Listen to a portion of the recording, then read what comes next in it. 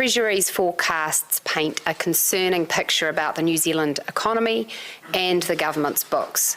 Put simply, Labour has left the cupboard bare. After years of spending up a storm, the day of reckoning is now here. This update forecasts ongoing deficits, ballooning debt, and very little cash left in the kitty. Lacklustre economic growth is forecast, with high inflation and interest rates forecast to put a massive handbrake on all Kiwis working hard to get ahead. Lowlights include debt blowing out to $103 billion in 2027. That is $13 billion higher than forecast at the budget. The longest string of deficits since 1994, with the government books staying in the red until 2027, marking 7 years out of balance. Flat real GDP per capita until the end of 2024.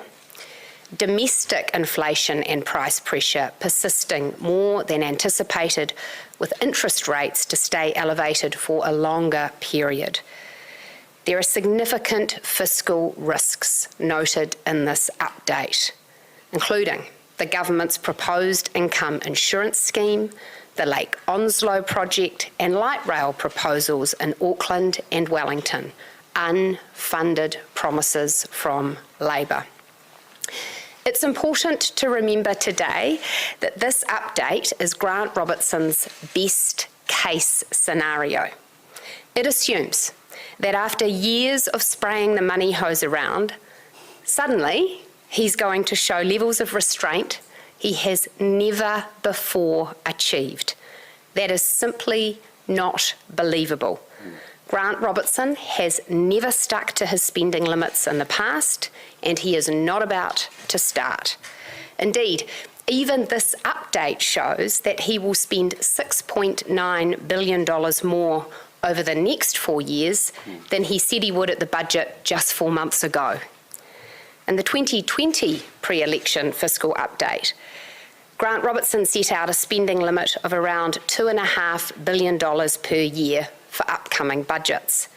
He has not stuck to that limit in any of his past 3 budgets, meaning that government spending this year will be a full $23 billion more than Labour said it would at the pre-election update in 2020. Indeed, so predictable has Labour's excessive spending become that Treasury includes a risk scenario in this update today, with forecasts of what will happen if the government doesn't stick to its budget allowances, politely noting in Treasury speak, quote, "In recent times, the government's final allocations have exceeded the signalled budget allowance." The problem is that that spending has included things like money wasted on go-nowhere projects like the TVNZ-RNZ merger and the Auckland Cycle Bridge, excessive spending on government consultants, hundreds of millions of dollars on light rail business cases with no rail built. I could go on, but the bottom line is this: we need to get discipline back to government spending and stop the waste. We need to ensure we get value out of every taxpayer dollar, because New Zealanders work incredibly hard to earn a living, and we know they could do a lot with that money. In fact, that is why today we are recommitting to tax relief that will see an average income family with small kids better off by up to $250 a fortnight.